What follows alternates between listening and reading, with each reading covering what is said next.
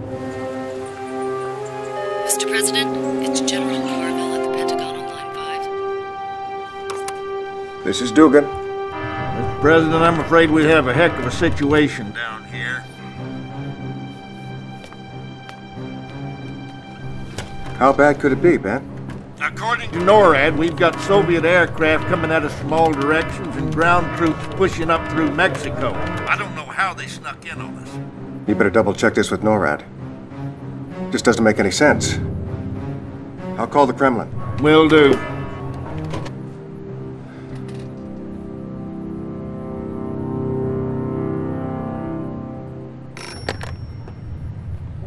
Da, Premier Romanov here. What's going on over there, Alex? Why, Mr. President, whatever do you mean? Alex, I have, you're throwing everything you've got at us, Alex. We're supposed to be allies, you maniac. I'm the one that put you into office. Listen very carefully. I am not your pet, Mr. President. We Romanovs have our legacy to consider. I don't give a wooden nickel about your legacy. You call them off. Alex, you call them off. You know, we'll retaliate. Oh, don't be so sure, Mr. President.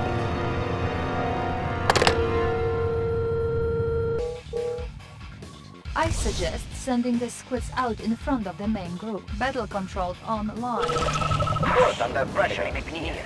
Checking periscope. Hush. They may be near. The North Atlantic Treaty Organization, otherwise known as NATO, is the world's most powerful military alliance in history, composed of over 30 countries and counting. An organization that just a few years ago was considered obsolete in the eyes of leaders like Trump and Macron, yet over the course of the past year and a half has been reinvigorated. NATO is a collective multilateral military alliance formed in 1949 during the early years of the Cold War. In the aftermath of the wreckage of World War II, many Europeans questioned the balance of powers, buffer states, and spheres of influence that led to the two most violent conflicts in human history. The bloodshed and suffering led to many reevaluating how to operate security in Western Europe, the part of the world that before the war was a nexus of power, but due to its excess belligerence and lack of stability at the time, squandered it off, as the US and Soviet Union replaced the former European imperial powers. With their global prestige decrease, many European leaders walked among the rubble of their formerly great empires and thought of an alternative, and with some welcomed and unwelcome help from the United States, set the foundations for the European Union. And that's going to be the focus of this video. NATO. Two countries that had a long history of war were France and the United Kingdom, but they put their differences aside during the World Wars and afterwards signed the Treaty of Dunkirk, in case of an attack by either the Germans or Russians. Yes, even at this stage, there was even some sort of threat from the Germans. This was followed by the Treaty of Brussels, which added Belgium, the Netherlands, and the mighty titan Luxemburg to the mix. While this was going on, the Soviet Union, led by Stalin, was installing pro-Soviet communist regimes in various Eastern European countries that the Soviets had kicked the Germans out of. This had startled much of the democratic capitalist West, namely President Harry Truman, who promoted a policy of containing communism. Truman, along with the Canadian Prime Minister Lester B. Pearson, namesake of my hometown's airport, set the stage for the formation of NATO, which would include the aforementioned UK, France, Netherlands, Belgium, Luxembourg, US, Canada, as well as, now, Denmark, Norway, Portugal, and Italy. The alliance wasn't simply symbolic, but rather a restructuring of military equipment, strategy, and logistics. While there are 14 articles of the North Atlantic Treaty, the one you should remember is Article 5. Quote, "The parties agree that an armed attack on any party, is an attack on all of them. If such an armed attack does occur, following Article 51 of the UN Charter, the right of individual or collective self-defense, members will assist the party or parties under attack with action if deemed necessary, including the use of armed force. Any such attack and measure taken will be reported to the UN Security Council and will cease when the UN Security Council restores international peace and security." End quote. Basically, it's a form of collective defense. An attack on one within its territory is an attack on all of them. The alliance also engaged in military exercises to coordinate their navies. The inclusion of Norway and Denmark had choked off the Soviet Union from the Baltic Sea. By 1952, Turkey and Greece, two nations with a long history of hatred between each other, both joined NATO as they both received US aid and were concerned about Soviet expansion. This effectively cut off the Soviet Union from wielding excess power to the Black Sea and the Mediterranean, and then eventually to the Atlantic. NATO at this time was described as a way of keeping the Americans in, the Russians out, and the Germans down. However, that last part started to become obsolete, as Germany rebuilt itself, or more accurately, West Germany would rebuild itself, and it would become an asset to both sides.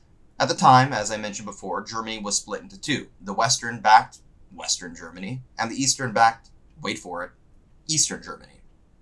Berlin was located in East Germany, but it was split between two sides as well. Confusing, I know. By 1955, the Western powers put aside their anti-German sentiment and let Western Germany join NATO. This was around the same time that France and West Germany had forged stronger economic ties around coal, steel, and other strategic military resources, as well as trade, which softened the fear between the two of them. The entry of West Germany into NATO led to the Soviets creating their own alliance, called the Warsaw Pact. This included the Soviet Union, Poland, Albania, Bulgaria, Romania, Czechoslovakia, Hungary, and East Germany. However, the Warsaw Pact proved to be less successful. Even during the early years, the alliance actually invaded other members of its own alliance, first through the Hungarian Revolution and then the Prague Uprising. Yeah, the Warsaw Pact was a defense alliance that invaded its own members. Instances like this would become far more important in instilling anti-Moscow, anti-Russian sentiment in Eastern Europe, and that still exists very intensely to this day. This is not to say that NATO didn't have its bumps. The French, not wanting to be in second rank to the Americans, or anyone for that matter, left NATO's command in 1966 and would not rejoin until the 2000s. In the meantime, Spain, which was transitioning away from a dictatorship under the fascist Franco regime to a democracy, joined NATO as well, despite its fairly secure geopolitical position. I'm looking at you, Morocco. It wasn't until the late 80s and early 90s when things would get a little more interesting again, as laxer policies in the Eastern Bloc had led to many questioning communism and Soviet rule, or at the very least Soviet leadership. This led to the fall of the Berlin Wall in 1989 and the breaking up of the Soviet Union in 1991, forming the Russian Federation in its place along with smaller former Soviet states like Belarus, Armenia, Azerbaijan, Tajikistan, some other stands you've probably never heard of, Kazakhstan of all places, and of course, Ukraine.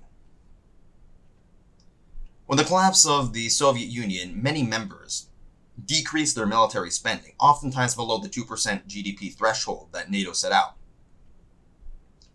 Things were kind of more chill in the post-Cold War 90s, except for the Balkans. In fact, there's a term called Balkanization that refers to this sort of horror story. See, the nation of Yugoslavia in Eastern Europe was a communist country during the Cold War, but had kicked out the Germans under their own terms during World War II without much help from the Soviets. They stayed neutral during the Cold War, preferring the company of third world countries like India to either the US or USSR. This was all under the rule of the communist dictator Tito. But after his death, and furthermore after the fall of communism around Yugoslavia, along with the state atheism that suppressed religion, many ethno-religious identities and their forms of nationalism emerged in that region, or more accurately, re-emerged. Some parts of Yugoslavia broke off peacefully, like, for example, Macedonia. Others, like, say, Slovenia, the hometown of, or the home place of Melania Trump, fought for 10 days, got bored, and like, screw it, fuck it. We have better things to do. However, this was not the case for Bosnia. In Bosnia, a three-way war broke out between Serbian Orthodox Christians, Catholic Croats, and Muslim Bosniaks. All sides committed war crimes, but the Serbs committed by far the most in terms of scale and brutality. Furthermore, the Bosnian Serbs were backed up by the Central Yugoslav government in what is now Serbia. NATO, wanting to bring the Balkans into the Western fold, had an interest in the region, and intervened, crushing Serbian paramilitary troops and ending the atrocities in 1995. At this time, Russia was fairly indifferent to the matter. 4 years later, Serbia itself would be ethnically cleansing nearly 1.4 million Albanians from the region known as Kosovo. This led to the second NATO intervention, this time without UN approval due to Russia's support of Serbia. The intervention ended the ethnic cleansing by Serbs and started a number of war crime tribunals. However, it also led to some civilian casualties and marked the lowest point in relations between the West and Russia to that point since the collapse of the Berlin Wall. See, before the Kosovo War, relations between the West and Russia after the Soviet Union collapse were fairly positive. Russia was much weaker and had very serious economic domestic issues to deal with, and was no longer a serious threat. Bill Clinton had sent up the Partnership for Peace to improve relations between NATO and the former Warsaw Pact members. However, some, namely the Polish, were not pleased with half measures. Poland had suffered greatly at the hands of both Germany and Russia in the past and wanted more assurances from the US, even considering developing its own nuclear weapons to deter future invasions. In order to avoid nuclear proliferation, the US started to promote an open-door policy into NATO, allowing for Poland, Hungary, and the Czech Republic, now Czechia, to join the alliance and form a benefit of collective security, pushing further into Central Europe. Keep in mind that in order to join NATO, every existing member state must approve of the new members joining. To this day, there are countries that would like to join NATO but have not, due to the refusal of some members.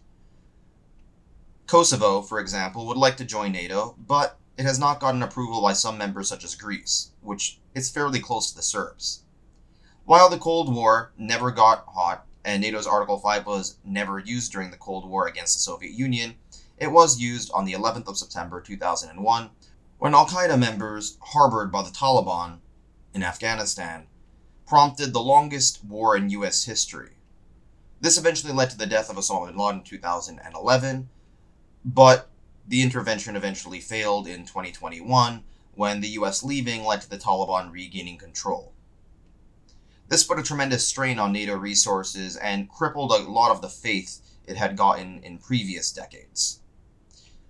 Tensions would be inflamed between the West and Russia in 2008, when Russia had a short-term military conflict with the former USSR state of Georgia, and is still occupying 2 regions of the country to this day.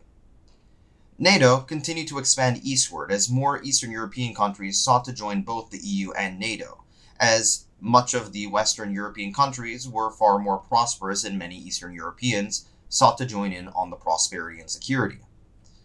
Romania and Bulgaria, as well as Albania, joined the alliance, along with the Baltic states, which were formerly part of the Soviet Union.